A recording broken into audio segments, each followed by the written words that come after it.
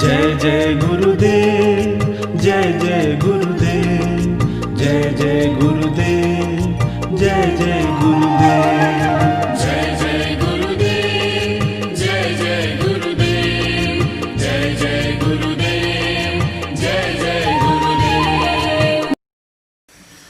परम गुरु श्रीमद करुणा सागर महाराज की जय। श्री कैवल धाम की जय।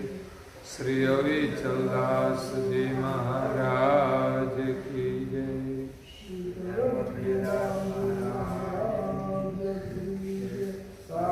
सत केवल साहेब, सत केवल साहेब, सत केवल साहेब। परम गुरु श्रीमद करुणा सागर महाराज श्री रचिता पंचम स्वसम वेद यानी पंचम सूक्ष्म वेद निजपति परम प्रभाव स्कंद है चौथा और चौपाई नंबर है 110।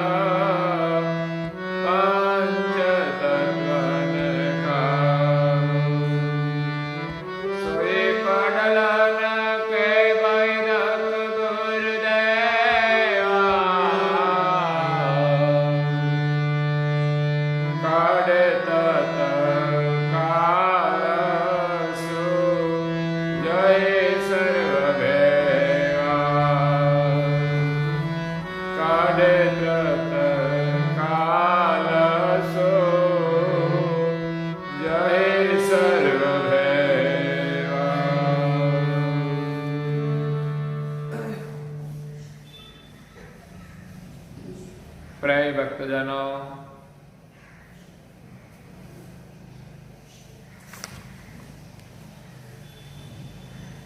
ज्ञान संप्रदाय के आद्य स्थापक अनंत ब्रह्मांडाधीश विश्व नियंता सकर्ता सत कैवल के परम विशेष अंश अनंत अंशों के तारणहार परम मोक्ष के दाता महान समार्थ परम श्रेष्ठ परम विभूतिवान परम दयालु परम कृपा निधि सर्वज्ञ दिव्य परम गुरु श्रीमद करुणा सागर जी महाराज विश्व भर के मनुष्य तनुधारी चैतन्य जीवात्माओं को यथार्थ ज्ञान का उपदेश देते हुए स्वरचित पंचम स्वसंवेद ग्रंथ के चौथे स्कंद की 110वीं चौपाई में निजपति प्रभाव का वर्णन करते हुए अपनी अलौकिक अमृतमयी वाणी में कहते हैं, तेहि बीजग निज स्वरूप सबन का चढ़ेऊ पडल इत पंच तत्वन का।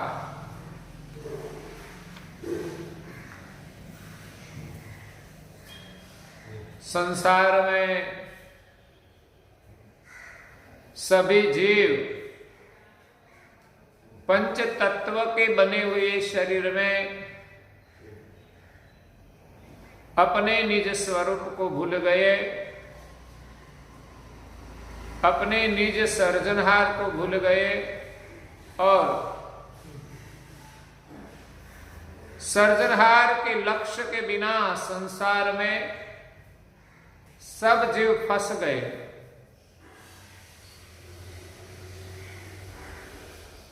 और संसार के धर्म मार्ग में कहीं इधर उधर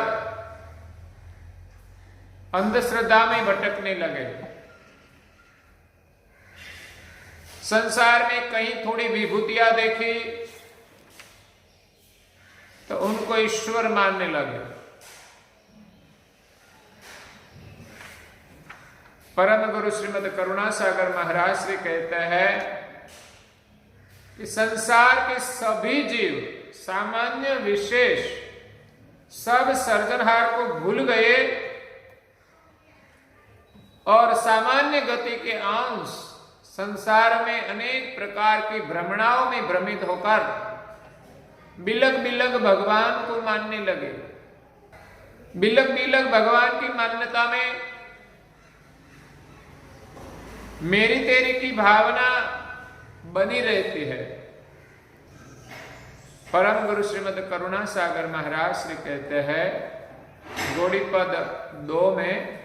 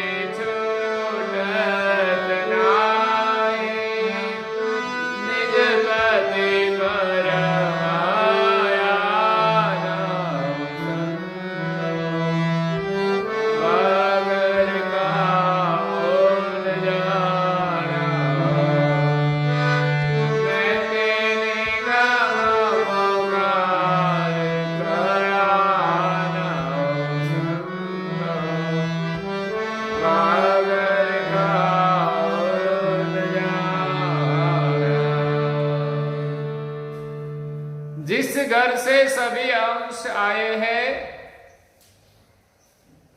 उस घर को भूल गए और परमेश्वर की प्राप्ति करने के लिए संसार में कई भेख की परंपराएं हैं। भेख अनेक रचे विविध विधा। संसार को छोड़कर भेख धारण करके कई प्रकार के मत पंथ चलते हैं। पंथ व्यवहार विभाना, भिन्न भिन्न व्यवहार चलता है। संसार फंद तजी लोह फांसी। संसार एक लोहे की फांसी है। उनको छोड़कर धर्म मार्ग में आकर भेख धारण करते हैं, लेकिन वहां भी साधक सुवर्ण की फांसी में फंस जाते हैं, क्योंकि भेख धारण करने के बाद भी हमें सृजनहार की प्राप्ति नहीं हुई और प्रकृति की ऐश्वर्यता को देखकर, इसमें उलझकर हम उनको सर्जनहार मानने लगे, तो हम इस फंद से बचने वाले नहीं है। क्योंकि संसार एक लोहे की फांसी है और धर्म मार्ग में जब हम नश्वंत उपासना करते हैं तो वो हमारे लिए सुवर्ण की फांसी है। क्योंकि भिन्न भिन्न धर्म का भेख धारण करके हम मतभेद में उलझ जाते हैं कि मैं सही हूं, वो गलत है। तो परम गुरु जी कहते हैं कि जिसकी मति सृष्टि की रचना में जहां तक पहुंची, उनको अंतिम पद मानते हैं, अपने सिर पर उनको सर्जनहार के रूप में स्थापित करते हैं। कई कई लोग तो ऐसे भी हैं जो एक सामान्य मनुष्य के रूप में जन्म लिया, जिनको भूत भविष्य का भी पता नहीं है, उनको भी लोग भगवान मानते हैं। ऐसी कई भ्रमणाएं संसार में चलती है। संसार में जो ज्ञानी पुरुष हुए, उसने कभी खुद को भगवान नहीं माना और नहीं मनाया। तो संसार में अनेक भेद की जो भिन्न भिन्न परंपराएं हैं, इसमें एक सर्जनहार की पहचान नहीं है। जहां मेरे और तेरे का भेद रहता है, तब तक हमें सबके जो सर्जनहार एक है उनकी प्राप्ति नहीं होगी। क्योंकि हम तो एक सीमित भगवान को मानते हैं कि ये मेरा भगवान है, वो उनका है। इसलिए सभी अंश धर्म मार्ग में भी उलझ गए। उसी के कारण अपना निज घर नहीं पा सके, तो अंधाधुंध संसार में भटकने लगे। तब इस संसार के बंधनों से छूटने के लिए परम गुरु जी इस विश्व में आए हैं। परम गुरु श्रीमद करुणा सागर जी महाराज बार बार कहते हैं कि ग्रहो सतगुरु संग करे भव पारू। सतगुरु का संग करे, सतगुरु का सत्संग करे, सदगुरु के वचनामृत श्रवण करे, उनका मनन करे, उनका निधिध्यासन करे। उनके मन में जो भिन्न भिन्न ईश्वर की भ्रांतियां है वो मिट जाएगी और सभी शरीर में एक सर्जनहार का ही अंश है ऐसा प्रतीत होगा और सबके प्रति आत्मीय व्यवहार होगा। तो सदगुरु के संग से हमारे संशय निर्मूल होते हैं। उनके लिए दिव्य परम गुरु जी एक पद में कहते हैं,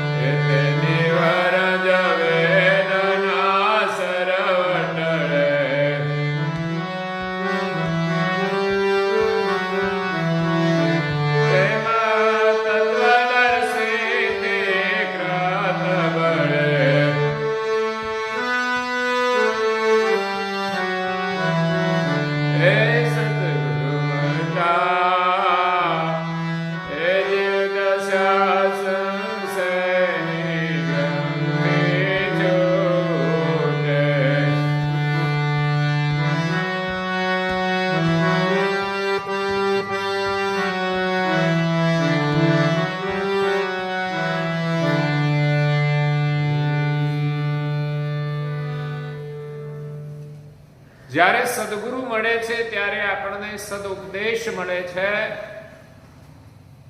સદગુરુના સત્ય ઉપદેशથી जीव दशा की जो संशयों की ग्रंथि है वो हमारी छूट जाती है. तब हमें सर्वत्र एक सर्जनहार का ही दर्शन होता है. होई आत्म उद्योग. सदगुरु के सत्संग से हमें अपने स्वरूप का ज्ञान होता है, अपने स्वरूप का भान होता है. शरीर के भीतर शरीर को चेतन करने वाला जो आत्म स्वरूप है वो उद्योत होता है. ते ही निज करतनो करण कारण तुझ निज पति अंश तन जो तपासी. आप उद्योत निज ज्योत नरणे करे यही मम हंग जिन हो अभ्यास. इस शरीर के माध्यम से जो क्रिया कर्म हो रहा है उनके कारण रूप तुम हो, उनकी पहचान करो. आप उद्योग सदगुरु के ज्ञान से, सदगुरु के लक्ष्य से हमारी वृत्ति को अंतर्मुख करके अपने स्वरूप का चितवन करें.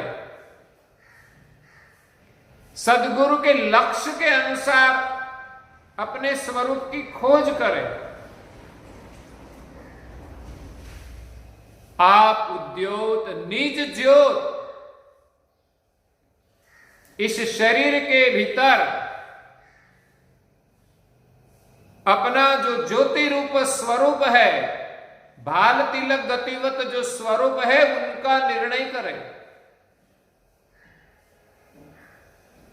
यही मम हंग जिन हो अभ्यासी. कि मैं कौन हूं? मैं चैतन हूं, मैं सर्जनहार का अल्प अंश हूं. यही हंग का हम अभ्यास करें. सदगुरु ने हमें लक्ष्य दिया है कि हमारा स्वरूप इस शरीर में एक ज्योति स्वरूप है, भाल तिलक गतिवत है और एक बीजक रूप है. जैसे एक पेड़ पौधे से कई प्रकार के बीज उत्पन्न होकर बिलग बिलग स्वरूप में वर्तमान करते हैं, वैसे ही हम एक सर्जनहार रूप कल्पतरु से उत्पन्न हुए बीजक रूप अंश है. भिन्न भिन्न घाटों में निवास करके हम स्वतंत्र रूप से वर्तमान करते हैं.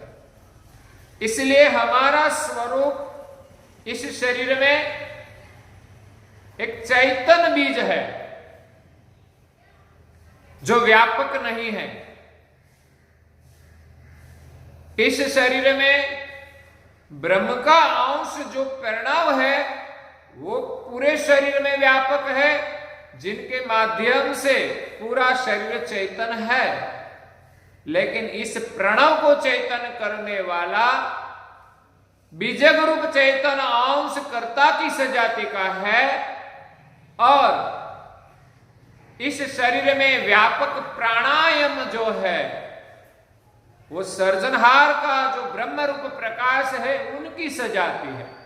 बस उनका भेद समझना चाहिए. अब तक कहीं ज्ञानी महापुरुषों ब्रह्म की गति तक पहुंचे, माना कि सर्वव्यापक ब्रह्म है और हम भी ब्रह्म है, तो इसमें सर्जनहार का स्थापन नहीं है और अपने सत्य स्वरूप का भी अनुभव नहीं है. हाँ, उनकी अवस्था बहुत ऊंची है. पांचवें परम कारण देह की अवस्था है, जहां उन्मुनी अवस्था वर्तमान करती है, जो समदम रहती है, जहां संकल्प विकल्प का शमन हो जाता है, एक सत्य स्वरूप ब्रह्म का अनुभव होता है। लेकिन इन अवस्था से हमारा स्वरूप बीजग रूप अंश विलग है, उनके पर है। उनका अनुभव हमें सदगुरु के लक्ष्य से ही होगा, तब ही हम सर्जनहार का निश्चय कर सकेंगे और सर्जनहार का भजन कर सकेंगे। खुद को जब परमेश्वर मानने लगे तो हम भजन किसका करेंगे? हम तो सृष्टि चले तब तक अंश भाव में ही रहेंगे। सर्जनहार के अल्प अंश है और इस भाव से हम सर्वज्ञ हंग सर्जनहार का भजन करें। तो यहां दिव्य परम गुरु जी इस भजन में कहते हैं कि सदगुरु मलता जीव दशा संशय की ग्रंथि छूटे। हमारी जीव दशा छूट जाएगी और हमारे निज स्वरूप का अनुभव होगा, हमारा स्वरूप प्रकट होगा और छोटेपणानुसाधन सर्वे खूटे। संसार में जीव छोटी छोटी उपासना करते हैं, छोटे छोटे कर्मकांड करते हैं और मानते हैं कि ये करने से हम सुखी हो जाएंगे, इस करने से हमें परमेश्वर की प्राप्ति हो जाएगी। लेकिन जब सदगुरु का बोध होता है और आत्म लक्ष्य मिलता है, आत्मदृष्टि मिलती है, तब उनको छोटे साधन करने की जरूरत नहीं पड़ती। कर्म शुभ अशुभ नहीं करत रता। ऐसे साधक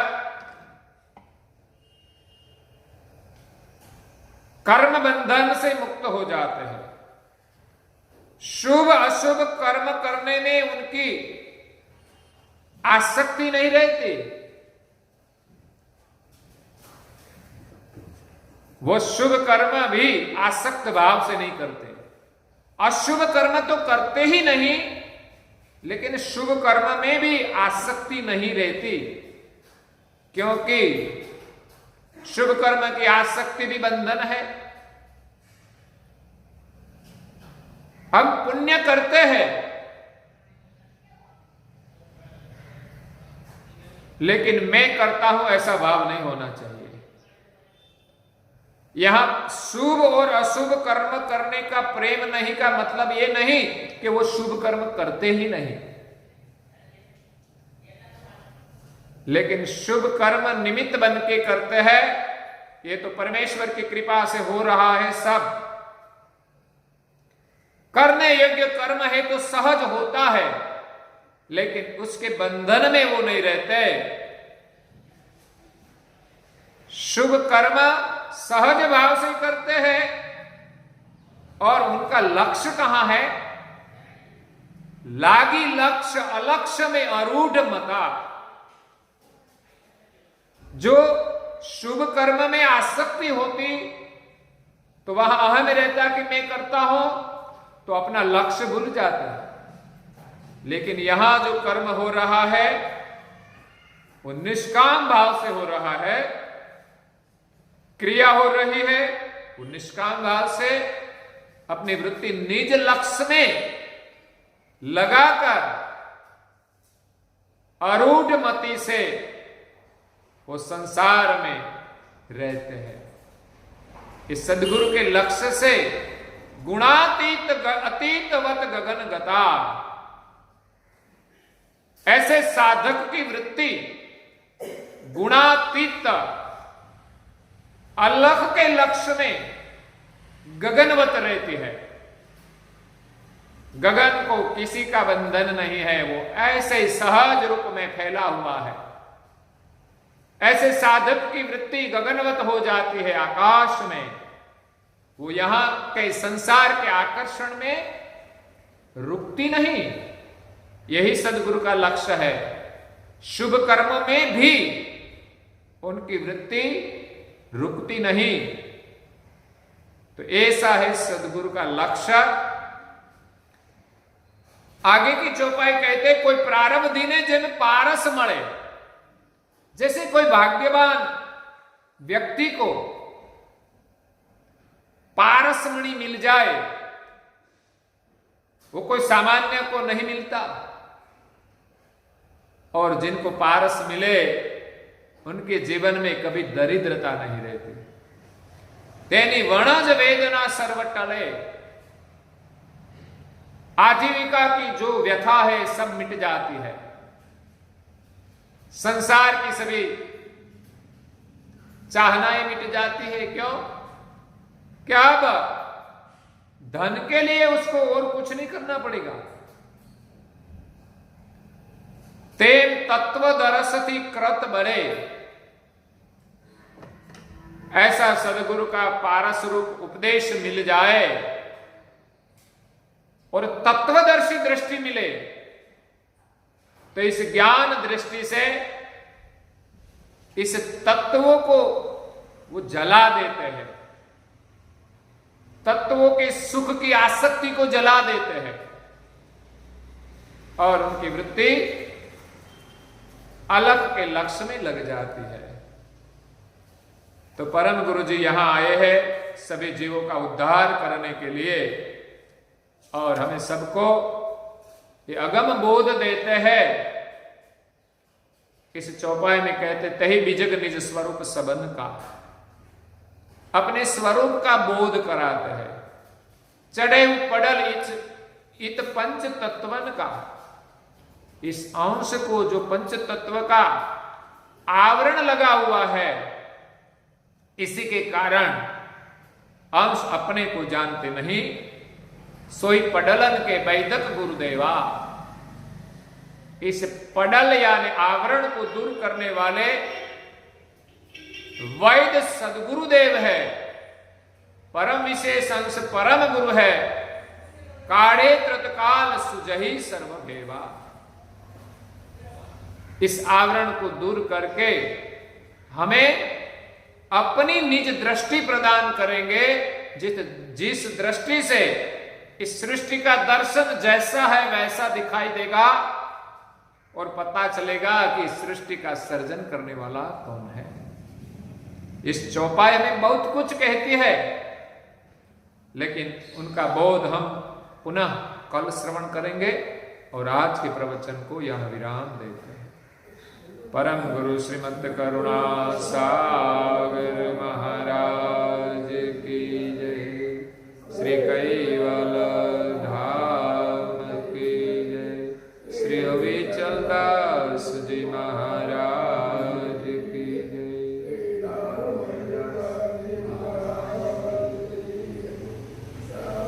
सत्य साहे सत्य साहे सत्य।